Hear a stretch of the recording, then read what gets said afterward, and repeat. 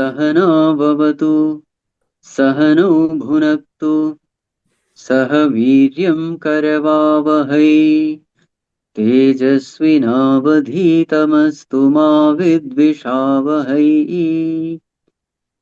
ॐ शान्ति शान्ति शान्तिः।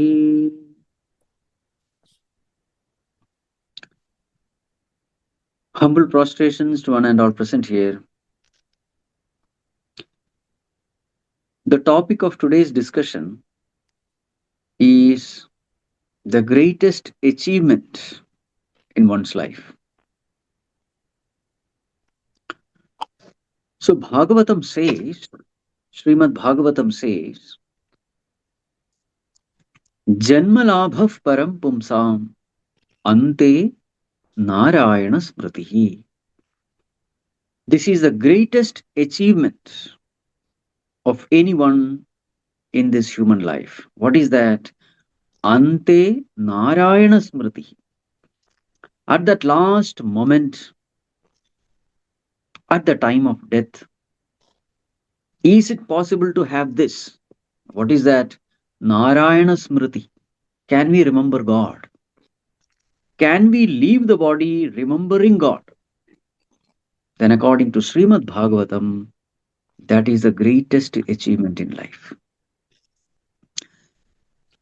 Why is it called the greatest achievement? The answer is given in Bhagavad Gita.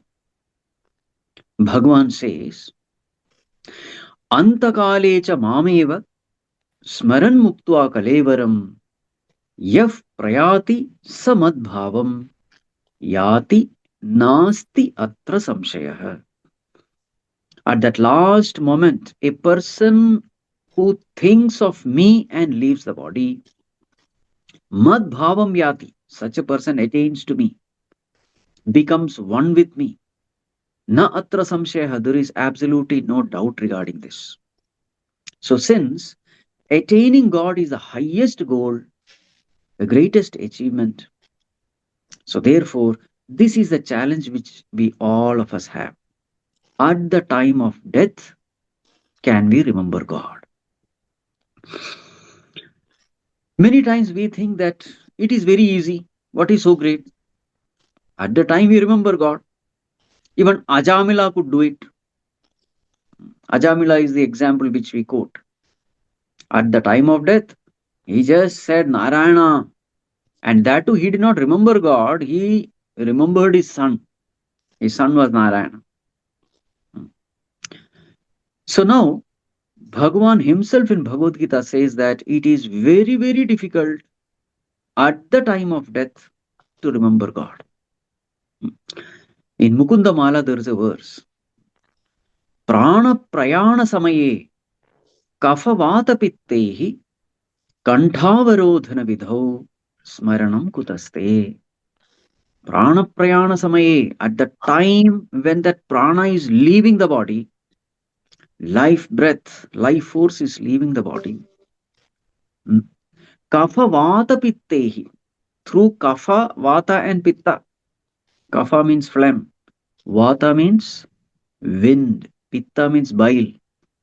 And kapha, vata and pitta, they are in imbalanced state, because of which when that person dies, it seems because of these three entities, kantha avarodhana vidhau, when the throat gets choked because of these three, pranaprayana samaye kafavata pitte kantavarodhana vidhau smaranam kutaste. Bhagwan, how is it possible to remember you? Because there is so much of pain. They say that the pain of birth and the pain of death both are same. When a child is born, no child comes out smiling. All of them come out crying only. Why is there is a cry? Cry is there because there is pain.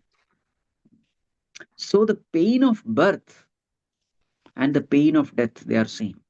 So when there is intense pain at the body level, how is it possible to remember you? Because it is true. Whenever there is a pain in the body, our entire attention gets gravitated to that spot of pain. whether it is headache, whether it is stomach ache, whether it is back pain, knee pain, whatever the pain may be. So, wherever there is pain, what happens is our mind gets gravitated towards that spot of pain. Mm.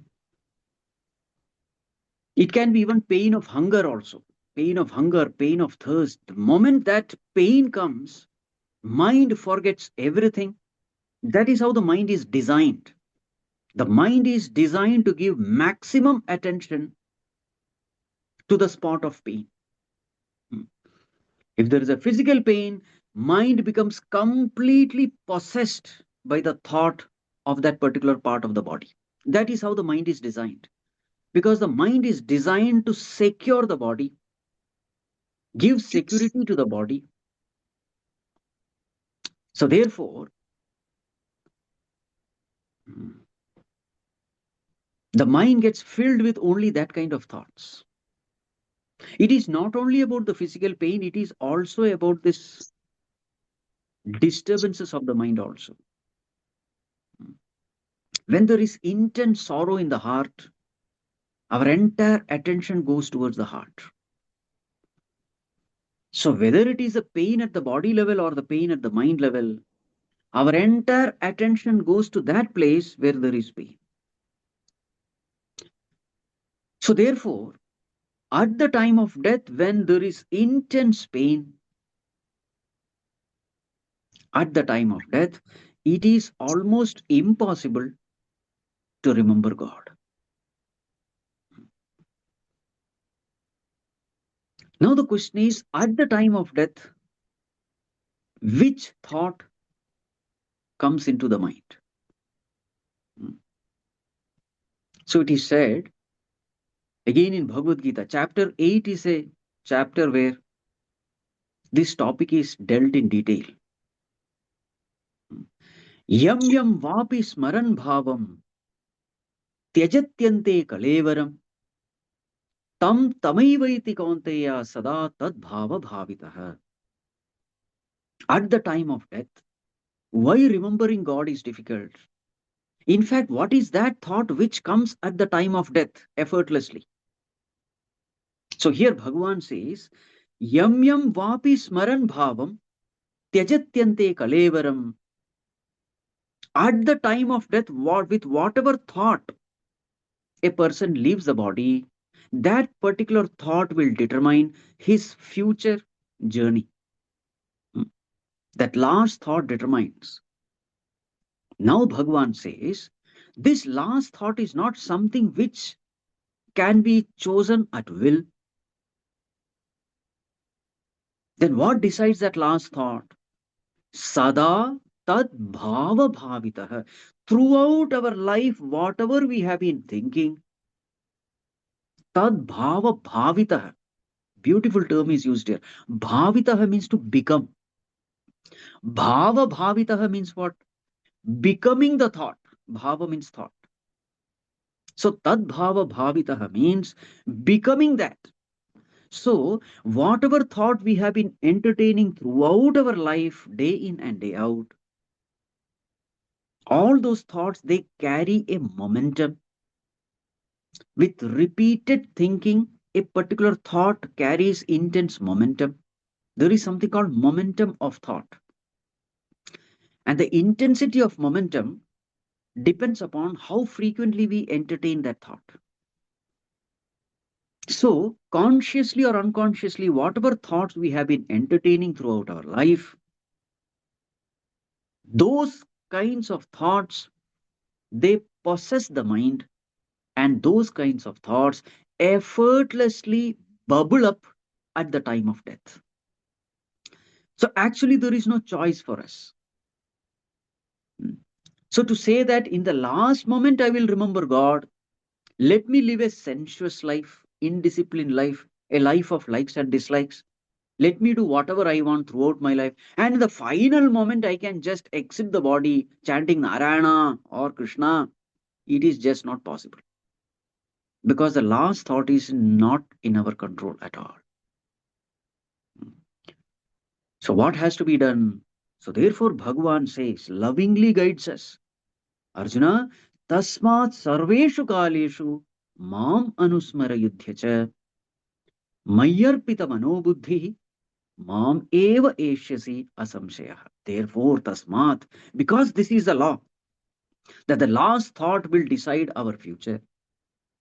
And if you want the last thought to be God thought, tasmat, therefore, Arjuna, what has to be done? Sarveshu kaleshu, at all times, mam anusmara yudhyacha. Remember me and perform your duty. We can't say that I will give up all my duties and only remember God. No, that's not what Bhagavan wants from us. We have our duties and responsibilities. Bhagavan says, let both of them go simultaneously. On one side, you are performing the duty. On the other side, you are constantly remembering the Lord also. Cultivate this habit. So then what will happen? When all the time when we are remembering God, that remembering God becomes a habit. That particular God thought becomes effortless, because anything that becomes a habit becomes effortless, becomes spontaneous. Make God thought a habit. Tasmat sarveshu kaleshu mam anusmara yudhya mai arpita manobuddhi. So naturally a question may come, Bhagavan, how to remember you day and night? How is it possible? So Bhagavan says, ensure that your mind is upon me, your intellect is upon me. Mai arpita manobuddhi. Manas and buddhi. Ensure that it is with me. It is focused on me. Then what will happen? You will definitely reach me. So here, what does it mean fixing the mind upon the Lord and fixing the intellect upon the Lord? So with the intellect, we value a thing. With the mind, we love a thing. So fixing the mind and intellect upon me means Bhagavan says, love me and value me. Both should simultaneously happen. There are times when we value something, but we don't love that thing. There are times we love something, but we don't value that thing. I may love junk food, but I may not value junk food. I value medicine, but I don't love medicine if it is a bitter medicine. Hmm. So, therefore, valuing is one thing, loving is another thing. So, here Bhagavan says, love me and value me. So, why should we value Bhagavan? We should value Bhagavan because he is the only reality. Everything else is an illusion. The only reality is Bhagavan alone. So, with this understanding, we must train our intellect to value Bhagavan. Hmm. The only permanent thing in this world, the only reality in this world is Bhagavan. So, thus, let us train our intellect in the Upanishadic ways to value Bhagavan. The second thing is how to love Bhagavan with our mind. In order to love Bhagavan, first of all, we have to understand how much Bhagavan loves us. What is the expression of love? Expression of love is that beloved is always with me. Expression of love is that beloved always pays attention to me. The expression of love is the beloved is always concerned about my welfare and well-being.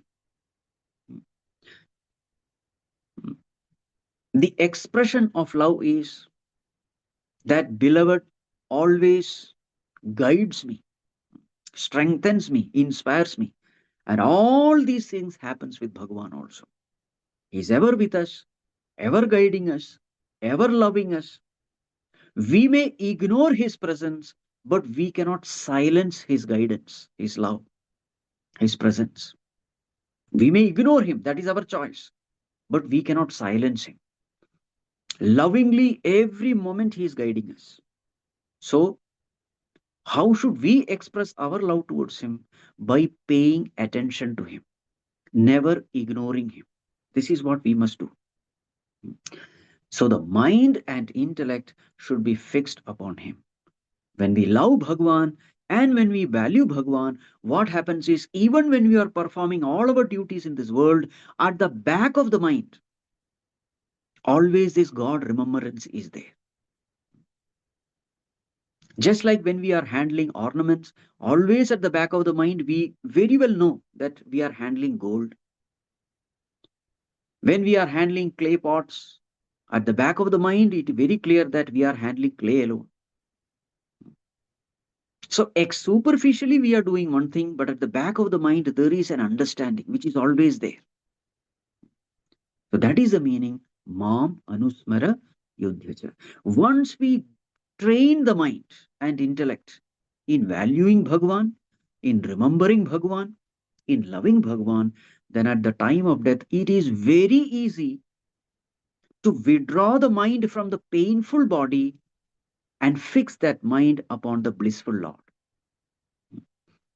This is the whole challenge. Can you withdraw your attention from the body and fix it upon the Lord at the time of death? Once we have some higher noble goal, more precious goal, and once we have trained our mind and intellect to hold on to it at the time of death also, this holding on habit continues. And at the time of death, if we can hold on to Bhagavan, dropping our attachment with the body, then Bhagavan says, such a person reaches me. And what is the benefit of reaching him? Mam upetya punarjanma dukkhalayam ashashvatam na apnuvanti mahatmanah samsiddhim paramam gata. Such people, they become free from these cycles of birth and death. Punarjanma na apnuvanti. And what is punarjanma? According to Bhagavan, it is dukkhalayam.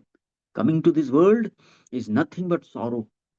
Coming to this impermanent world is nothing but sorrow. So such Mahatmas, holding on to me, they reach me. So this, according to all scriptures, is the greatest achievement of life. So may we all attain this state by intelligently living our life. Hari Om. Thank you. Hari Om. Thank you, Swamiji. Thank you. It was very, very nice. Thank you so much. Right. So I think we're ready for our next speaker. Ganapatiji, you want to take over? Yeah. This is a perfect segue into what Poonam is going to talk to us.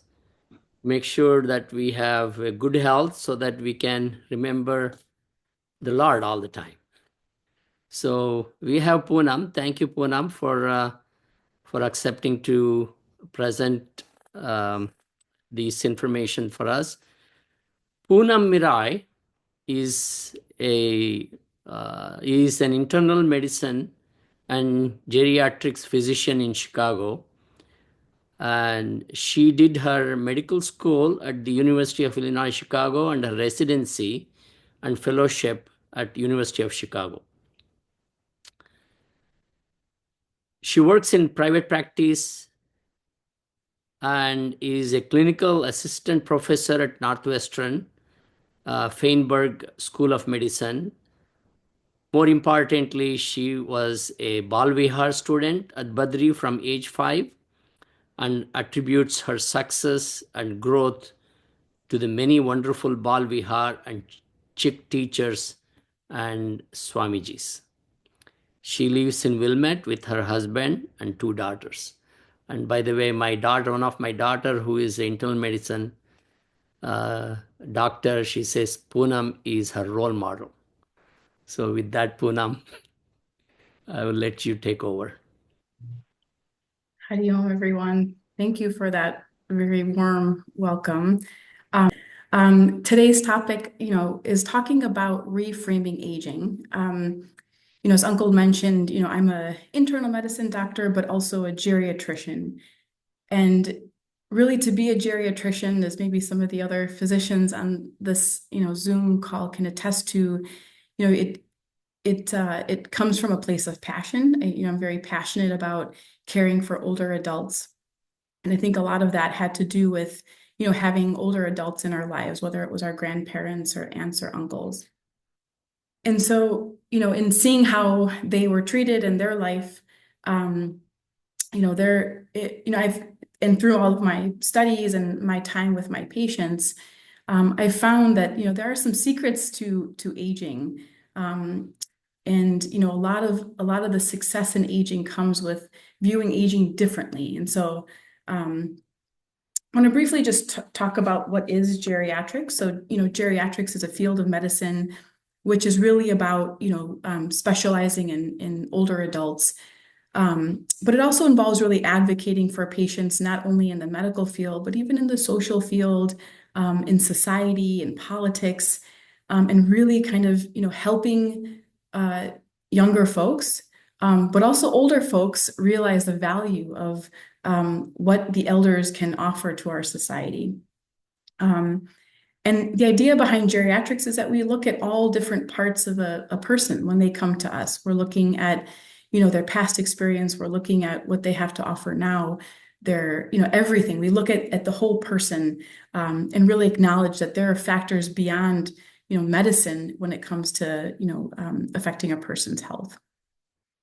So before we talk about this topic, there's a lot of ageism in society. You may have heard that term. And ageism is really a form of prejudice against getting older. And it's really important that we call that out before we discuss anything about aging, and really the Vanaprastha ashrama. It's to first, say, to point out, what are the prejudices out there when it comes to aging. So, I have I'll hear a suggestion to an older adult, and I'll hear them say, oh, adults don't do this, or, they don't do that. I can't do that. I'm not going to try. And so, some of this is looking at our own bias about what it means to age. So I'm going to throw up this word on the screen here and give you just 30 seconds to really think about what comes to mind when you hear the word old. And really to not filter, And then what if I put this word on the screen, elder? What comes to mind?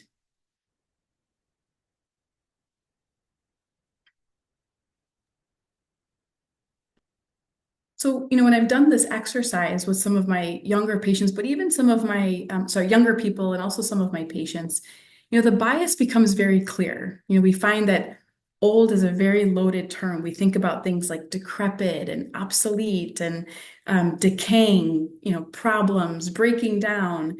But when you hear the word elder, you hear things like wisdom, vibrant, guide, resilient. So just being aware that even the words we choose to describe ourselves, whether it's old, whether it's elder, a lot of these come with a lot of baggage. And so really before we kind of proceed about talking about aging, we have to be aware of our language. And we need to reframe aging by looking at that language. And a lot of these biases are also just built in everyday society, the way we talk, right? If a younger person is, looking for their keys, they'll say, oh, I'm having a senior moment. Or, on a birthday card for someone that's turned 50, 50, which in my book is very young. Someone will be like, okay, now you're over the hill, implying what? That what happens when you're on the other side of the hill? Or, people will say, oh, this person's so young at heart, maybe addressing an older person, they're young at heart. Again, the intention there is good, right? They're trying to describe these characteristics of an older adult. But there's this implication that being younger is better. And so just kind of looking at, I don't know if the last time you've bought a birthday card for someone that's older, the ageism that's in these cards is pretty shocking when you finally kind of put your attention to it. And so, one could say, well, how do most people view aging? And this is really how people view aging. We have age here on the x-axis, and you'll say, okay, well, what's on the y-axis here? And it's really anything. People, it could be function, okay, goes down with age. Mobility goes down with age. Resilience goes down with age. Utility in society goes down with age. Happiness goes down with age. So now imagine living in a society where this is how aging is viewed. this is going to be an uphill battle. This is going to be kind of trying to swim upstream to really live a whole, full life. And so this is what our elders, this is what all of you are up against. And not only that, it's not the people that are younger that are seeing this, it's also older adults themselves. And so ageism is very prevalent among older adults where, the problem is that, and the problem with that is that this viewpoint can actually shorten your life. It's this viewpoint. If you're an older adult that has this viewpoint here on the screen, that everything goes down with aging, sometimes that means you won't seek, care when you need it. You won't ask for help when you need it because you think that this is the way life is. And so today I kind of want us to look at aging in a different way, in a more positive way. And in this sense, I think this is where, Vedanta and, has really embraced this, has embraced a way to reframe aging. I'm going to use the term elderhood, right? This is described as maybe this third act of life where, it's different than the first act and the second act. The first act and the second act had very different purposes in life, but this third act is a different act, and we have to view this act, this elderhood, this final act with creativity and with the same ambition that we viewed the first two acts. And I think the Vanaprastha ashram, in looking at it in this way, does retain some of that. It retains that ability to look at this last stage with ambition, with creativity, and so in this, wanted to kind of share a story of one of my patients who, she was in her late 80s, and she was living a very vibrant life with her spouse, and her spouse passed away. And so at that point, she had a decision to decide, do I let my life crumble, and do I, become dependent on others? Do I now just kind of, retreat, or do I live the life that I want to be? Do I ask myself the questions, this is where I want to spend time. This is where, and that's what she did. She really valued connection. And so she found a place where she could live, where she could be independent, but still maintain connections.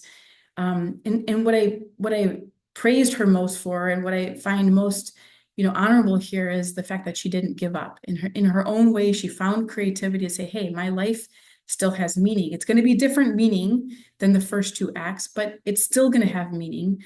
And she kind of carved this life out for herself. I also, when talking about reframing of aging, I have to talk to younger people about this. When we talk about ageism, or any ism for that matter, right? Racism, sexism, there's this othering of another group, right? That's what racism is. It's saying there's this group that's other than me, and you look at that group differently. That's what ageism is, right? We look at older adults and we say, younger adults will say, oh, I'm not part of that group. When the fact is, this is a continuum. Life is a continuum. And to see that older group as different than you has a lot of implications for society. It has a lot of implications for, how we live in nuclear groups. And so it's really important. I really try to emphasize with some of, the chicks and some the younger groups that, we are really all old people in training. We're going to be there. And so, I think that puts value then in really trying to make that third act good for everyone, because this is not some group that we won't get to. In fact, if we get to that point, we're lucky. I think aging is really a gift, and to be able to live as long as many of us have is a very kind of special thing. And so I like to emphasize that to our younger adults, that we need to bridge this divide of us and them, and kind of ditch the preconceptions we have about our older, parents, and really look at and listen to them, and really bridge the divide. So, I kind of, I named this talk Old is Gold, with the idea that, when it comes to looking at our wealth, we're very particular about, and from a very young age, we start, talking about wealth management. We start talking about, how are we going to manage that asset that we have? And really, I would argue that, getting older and old age is our wealth. It's our gold. First of all, if we can get there, so talking about scarcity aging well is scarce. So these are all the qualities I've listed of gold, right? Gold is, the reason it has value is because it's scarce. It's such a durable element. It's very malleable, right? So that you can turn it into jewelry or, whatever you want. And it's conductivity, right? It has this ability to conduct energy and heat without losing a lot of it along the way. And to me, aging is like that, right? To age well into your older years is scarce. We can all age, but aging well is what is scarce. And so reaching an age is really a privilege, and everyone that not everyone really gets to experience. So it's that makes it a rare and valuable stage of life. It's very durable. When we talk about, the spirit or the Atman, I kind of talk about it differently with my patients, but, there is something that is so durable that can withstand, challenges, that can withstand, the things that humans have to endure to reach old age. It is a testament to the durability of one's spirit, Atman, whatever we want to call it. Conductivity, right? Gold is an excellent conductor. And in the same way, older adults are conductors of that love. As older adults grow older, they serve as conduits of wisdom and love and emotional warmth, kind of transferring that from one generation to the next. So I really see, as we value gold, and I think we should value getting older and elderhood. So I wanted to talk a little bit about, aging in general. As a geriatrician, these are, kind of topics that I have with my patients every day. And, when it comes to living longer, I know longevity may not be everyone's goal, but, health span is. So there's this idea between lifespan and health span. Lifespan is living as many years as possible. But, if I lived my last 10 years, maybe bedbound, to me, that may, in my value system, that may not be what I want. What I want is not lifespan, I want health span. How many healthy years can I get out of my life? And so to do that, we have to think thoughtfully about the things that we can control. So, kind of looking at this list when it comes to longevity, and we'll get into each of these more specifically, but there's diet, there's exercise, there's genetics. Genetics is something we really can't circumvent, at least right now. Who knows in the future? But you have longevity in your blood and your bones, that's going to be working in your favor. But diet and exercise, surely these are things that we have control over. Habits, Swamiji mentioned what you love and what you value. It's making sure that what we love and what we value are, in line with our longevity. So looking at different habits. Smoking and alcohol are kind of, the low-hanging fruit, but there are more, other habits that are worth looking at in terms of our daily living. And then I'll talk about access to healthcare and social connection. This Vanaprastha group being one of social connection. I think, when I look at my parents' lives and, what brings them the most social connection is their sevat in Chinmaya mission, right? So a lot of these things you all already have that, my patients would die to have that type of connection. Or maybe they're seeking it in places like churches or community centers.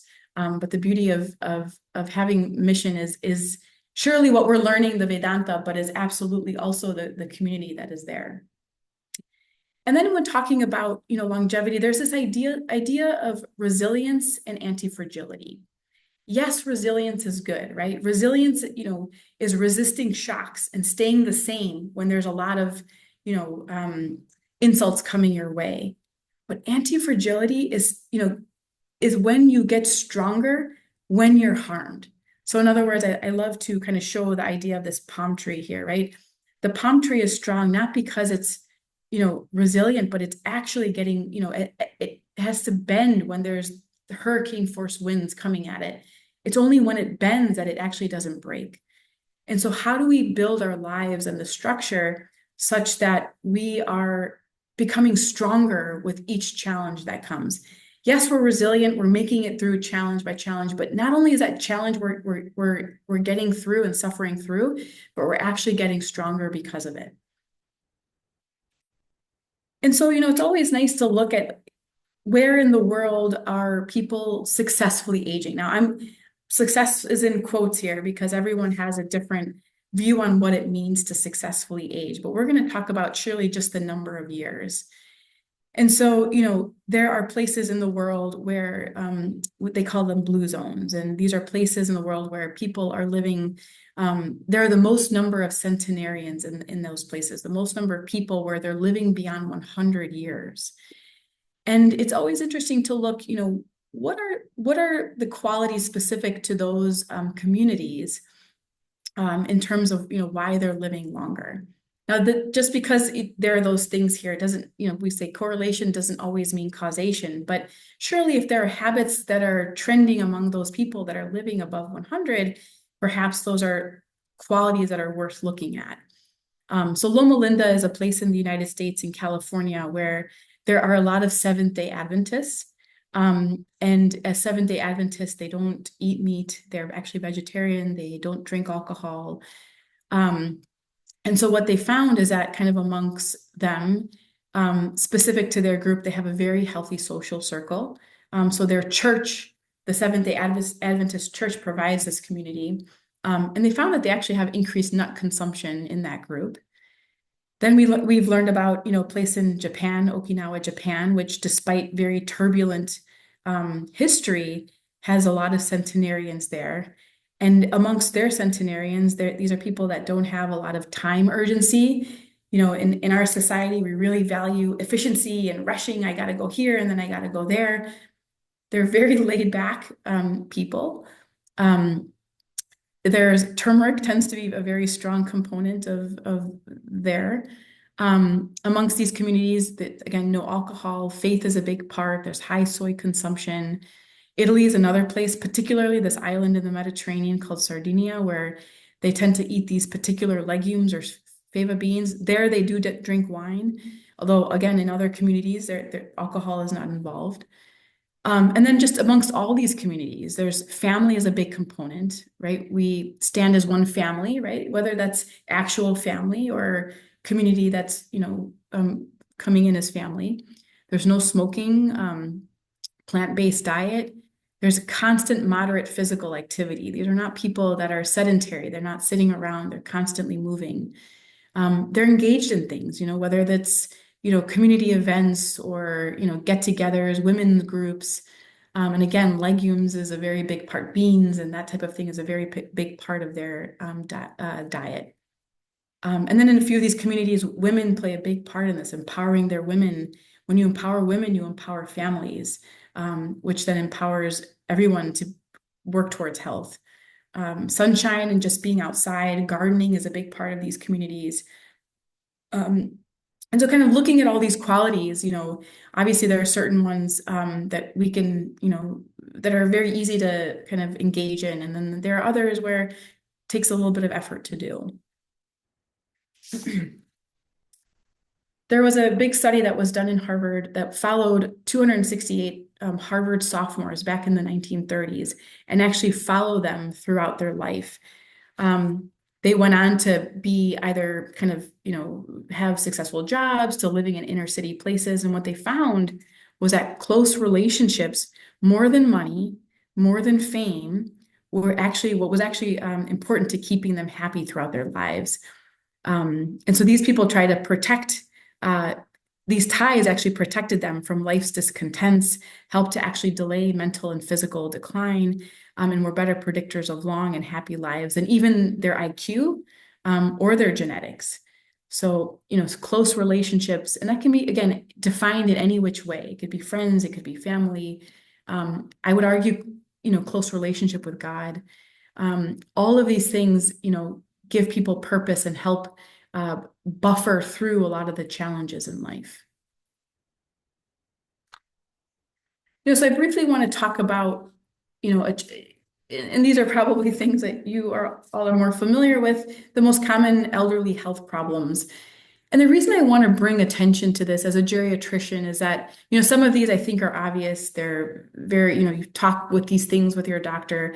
And some of these in the South Asian community are not talked about. And I'm hoping to kind of bring light to these so that you realize that you're not alone in suffering some of these things.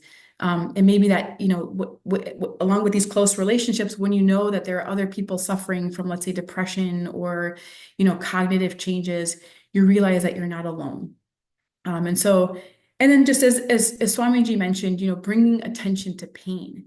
I know this is a very challenging thing to see, but let's say when we talk about arthritis, we can curse the arthritis and say, oh, the wear and tear in my bones has caused the arthritis. But, bringing that attention to pain and bringing that attention to our bodies is also an opportunity, right? And so things like arthritis, so these are common problems that we find in the elderly: arthritis, heart disease, cancer, respiratory issues, Alzheimer's or other dementias, osteoporosis or bone thinning, diabetes, different types of viral illnesses, so influenza, COVID, pneumonia. Falls become particularly more problematic, obesity, depression, and then just sensory changes, so hearing loss, vision changes, dental issues. And so, these are kind of the issues that our older patients are up against. I want to just pay a little bit of attention on cognitive loss. These are things that in our community, we don't like to talk about. And the issue is with pushing things like dementia away and not addressing it with family, friends, your doctor, is that it doesn't allow you time to prepare. There are certain treatments that are out there. And so, to brush this issue under the rug does a disservice to you and the people around you. And so just want to briefly talk about some signs of dementia. So, and this might be things that you're seeing in yourself. It might be things that you're seeing in your loved one or whoever. And so it might be difficult doing very familiar tasks, problems communicating, so having difficulty finding words, misplacing things. And, this is not just, misplacing your keys or leaving your glasses on your head and looking for your glasses. These are kind of, things that keep happening over and over and over again. Forgetfulness that affects your day-to-day function. So forgetfulness, again, it happens, right? You're, talking to someone at the mission and you're like, oh, I forgot her name. That happens from day to day, but this is forgetfulness that's affecting your ability to get through your day. Difficulty planning or solving problems. Finding that you're withdrawing from work or social activities because of these, changes. Confusion of time and place, changes in personality, changes in mood or behavior, and then poor or decreased judgment. And so if you find that these things are happening, it's important to kind of bring that up, whether that's with your doctor or, accompanying a loved one who's showing some of these signs to their doctor's appointment so that they can bring it up. Because oftentimes some of these symptoms are kind of clouded in shame and you feel embarrassed about these symptoms. But again, there's other people in our community that are struggling with these things. And so it's important to bring them up and to be vocal about them. Loneliness is another thing. This is something that, tends to be more prevalent as you get older. Oftentimes this may be the result of something like retirement, right? When you're going to a job 5 days a week, you're seeing your coworkers, there's that connection there, forced connection almost, where you're seeing people, you're asking how they are, they're asking how you are. After retirement, you're not seeing them on a frequent basis. So oftentimes we see it after retirement, we see it after, an illness of some sort. Let's say someone's had a stroke and they're really not able to engage in the activities that they used to see. That's when the loneliness sets in. And then even something like COVID, here we are on a Zoom call. COVID changed the way that we connect with people. And thankfully, maybe we're over that challenge by being able to gather again. But that was a time where we were really seeing high rates of loneliness among, older adults. And so, loneliness is the subjective feeling that you're lacking the social connections that you need. Again, it's a very subjective feeling in the sense that there are people that feel that they don't need to have those connections and therefore they're not going to feel lonely. But there are other people that feel that they want those connections and they don't have them. And so it's really important that we name this because that's how we start normalizing it. because when we don't start naming it, that's when lonely people start asking, what's wrong with me? What's wrong with me? And that's not the issue. There's nothing wrong with you. It's just that we're not able to get you the connections that you need. And so we find that men are less likely than women to admit that they're feeling lonely, and they tend to suffer in silence if it's, required of them. And over time, their loneliness depletes their energy. It changes their personality, and it kind of erodes their health. And so we've kind of seen that happen again through COVID and other things. And there's different types of loneliness. There's, that loneliness, this intimate loneliness, longing for that close confidant, that person that you can kind of pick up the phone and say, I had a really hard day, or, this thing happened to me. There's relational or social loneliness. So kind of wanting that quality friendship or having that social companionship. And then there's that collective loneliness. So wanting a network or community of people who share your sense of purpose or interests. And again, it's wonderful that, Mission offers that. Chinmaya Mission has that network of people who share that same sense of purpose and have the same interests. And so it's something that I think when I talk to my patients, I realize that I think that for a lot of people, they take Mission for granted because it's such a beautiful community that we have that, not everyone does. But it's very important to not mistake loneliness with solitude. And I think that, this is very much valued in our culture, and in Vedanta is very much, a solitude, which is more a state of peaceful aloneness or voluntary isolation. So again, the key word is voluntary. It's that you are going in a place, wherever that may be, and you are trying to seek that peaceful aloneness. And so interestingly, solitude actually protects against loneliness. When we're able to find that peace, studies have shown that people that can get to that solitude are often less lonely. And again, that may be a connection to God, that may be in that solitude, they're more connected to themselves, so that when they are connecting with other people, there are those genuine connections. So, we talked about loneliness, we talked about, all those other points of longevity. Then there's, diet. This is, we're kind of headed towards dinner time, so sorry if this is making your mouth water, but, take kind of the typical South Asian diet. And so when we're talking about, diet in general, we have to kind of modify what we're used to in the South Asian diet. And there's some key things, some key points, right? So first is when it comes to a longevity diet, it's really avoiding kind of refined or processed foods. So kind of traditional diets included a lot of whole grains, right? Whole grains, millet, sorghum, brown rice. But we've kind of strayed away from that in the modern diet. We tend to do white rice and white bread and processed wheat, which really lacks kind of fiber and different nutrients. So the first thing is we want to shift back to using some of these more whole grains and less processed foods.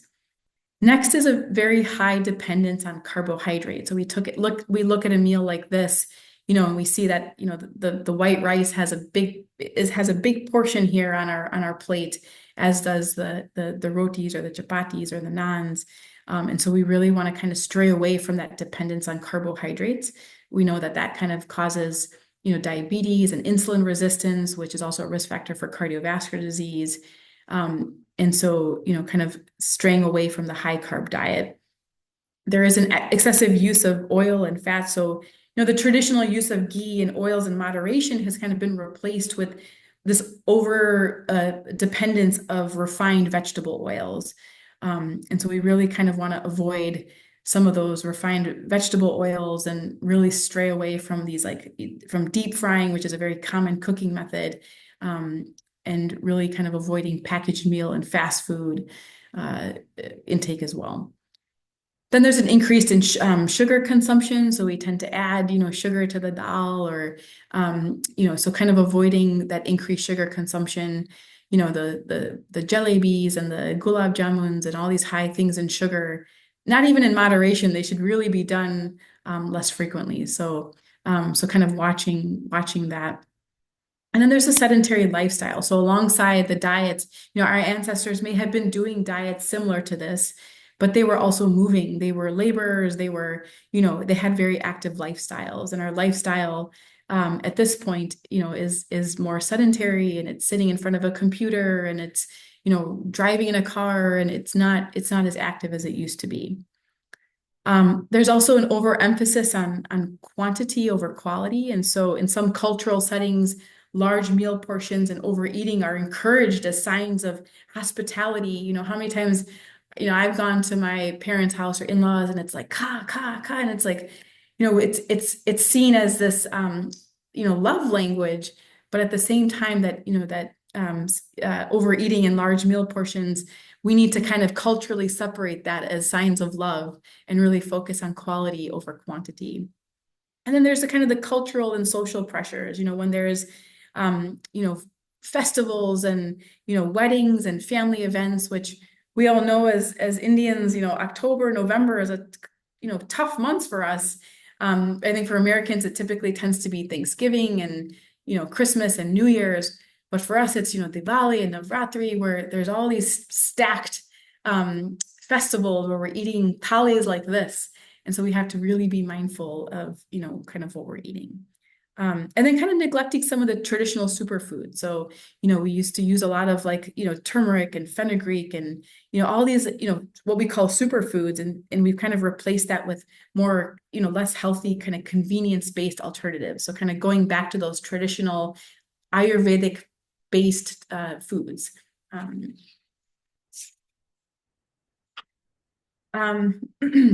So then we get to movement and exercise. And I think, walking is wonderful. Walking is a great way to get movement, but I will say that it is not enough. And there needs to be an element of stability and kind of resistance training or weight training.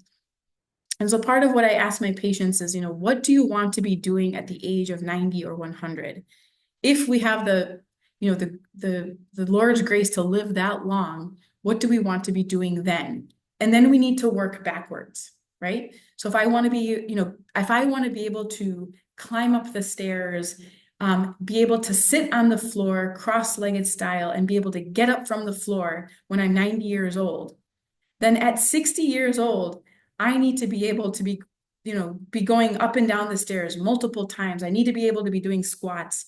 So just from, looking at that perspective, we have to, kind of work backwards and then, let there be that kind of emphasis on putting in the activity and the stability and the strength training we need to do now to be able to do what we want to do at 90 or 100. And I will say that the philosophy is the sooner you start, the better.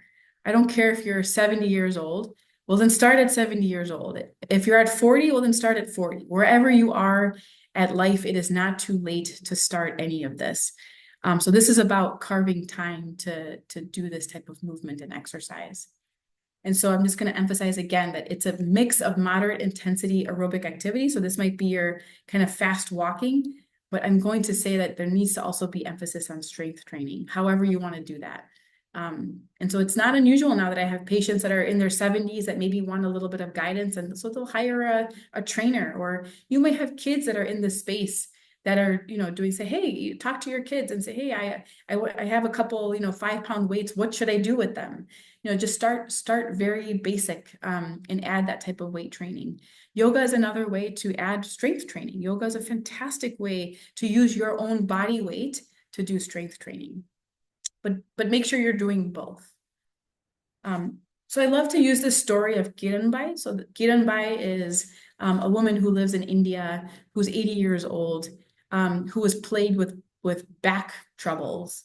So she was, laying on the couch in the sofa. She couldn't do anything because of her back. And her grandson, whose name was Chirag, was a physical therapist. And he said, hey, why can't the principles that I'm using with my younger patients be used with my grandmother? And so he set up a little gym at home. It's a very basic gym. There's a few weights there. And she started doing weight training. And now she's really kind of a symbol of what you can do. She's kind of wearing her sari and looks very, traditional, but she's a very, very strong woman. And that's the beauty of this. Underneath that blouse is a ton of muscle. And so again, the emphasis that you can start at any age, and maybe it is struggle that needs to get you where you're at. And so maybe it is back pain, maybe it is starting somewhere where you're, kind of focusing on pain. Maybe that's the impetus and the motivation that you need to start. Or maybe it's that, hey, I see my kids do it, I want to do it, or I'm curious about it. You can start from whatever, background where you want to start, but the key is to start. And so, I feel like with a group like this, you can have any type of endeavor or effort. I would love to start the Vanaprastha 10, where maybe you do 10 minutes of exercise a day, or 10 minutes of weight training, or 10,000 steps a day, or 10 cups of water a day, or 10 minutes of meditation a day, whatever you want it to be, some endeavor. And maybe I'll leave that to your group, something around 10 or whatever you want it to be, where there's a commitment as a group to say, hey, let's move with joy, or let's all do something together. There is definitely power in numbers. I'm going to just take the last kind of few minutes to talk about advanced care planning. I just feel like this is a forum where, talking about this is really important, because these are not discussions that you may be having with your doctor. And really kind of in line with what Swamiji said, at the time of death, what do you want to do? If you want to be remembering the Lord's name, then heck, we need to start planning that now. And in the same way, how we want to die, how we want our last moments to be, we have to start planning that now. No one likes to talk about death. No one wants to have that discussion with their adult children. But when we don't have those discussions, I can tell you, Premal Uncle can tell you, Ashok Uncle can tell you, that when you're in the ICU with adult children that are fighting over how they want to pull the tube or the life support on their parent, these are awful discussions to have with the family. But if you, as the older adult, have put in writing that this is how I want to die, then you have relieved everyone of that burden and made very, crystal clear how you want your final moments to be. That is a power that you have. That is not a power that doctors need to have, or that the hospital systems need to have. That is a power that you have. And so there are certain things that you can do to keep that power. So there are these different documents that are out there. So there's the living will, which is typically kind of in you do with your estate planning. So hopefully all of you have that. You have a healthcare power of attorney that is typically in your estate planning. You have a financial power of attorney. So these are people that, you trust making decisions on your behalf. And so I always ask that, because if you don't put that down, there is a certain order that the medical system will go through, whether it's first a spouse, then your adult children. We go in this order. So if there's someone in that order that you don't want to have making medical decisions on your behalf, it's very important that you put that order in these power of attorney forms. Then there is the POLST, or the provider orders for life-sustaining treatment. This is what we call the DNR form, the do not resuscitate form. If you are found down and a paramedic comes, do you want them trying to doing life chest compressions and shocks to try to bring you back? And these are all these are things that change, right? If I'm 60 with no health problems, I may want everything done. I want tube in, and I want you to try to bring me back. But if I'm 65 with end stage cancer, I may say, you know what, I'm changing my documents. I don't want them to try chest compressions. If I'm gone, then I'm gone. Don't try to bring me back. So these are very fluid documents that you should be visiting, over and over as things change and your health status changes. There are a lot of documents out there to help. There's a document called the 5 Wishes, which is, really lays out, what you want done. So these are the 5 things that it addresses, like the person I want to make care decisions for me when I can't, the kind of medical treatment I want or don't want, how comfortable I want to be, how I want people to treat me at end of life, and what I want my loved ones to know. And actually in this document, it even says, I want to forgive, on my deathbed, I want to forgive these people On my deathbed, I want, the Hanuman Jalisa to be played, right? If you want to, at the time of death, to remember God, then why not have something like that playing? Your chances of remembering God are going to be higher if you have bhajans playing in the background. These 5 wishes can actually lay out all of those things. What do I want with my body? What do I want done with my body after I die? All of these wishes are in there. And I'll tell you that as uncomfortable as it is to put these things down on paper, you are relieving, future generations, your children, your grandchildren, of having to make these decisions for you. And that is really the biggest gift you can give to them, is having all of these things laid out. And so there's this kind of movement that if not you, who? If you're not going to answer these questions, and who's going to answer these questions for you? So take the time to answer these questions and go through this booklet. You can get this booklet online, this 5 wishes booklet online. You can order it online and go through it at first maybe on your own, contemplate, and then go through it with your children or whoever your healthcare power of attorney is. So with that, just kind of want to wrap up, 10 rules of wisdom from centenarians or people that have reached over 100 years old is, stay active. Don't retire, and retire in the sense that don't step away from those things that bring you joy in your life. To take it slow. Our society today is going to rush you in every which way. Take it slow.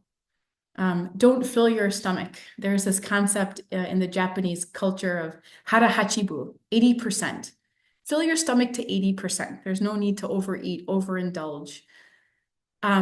Surround yourself with good friends. This is satsanga at its core, right? Surround yourself with positivity, positive people.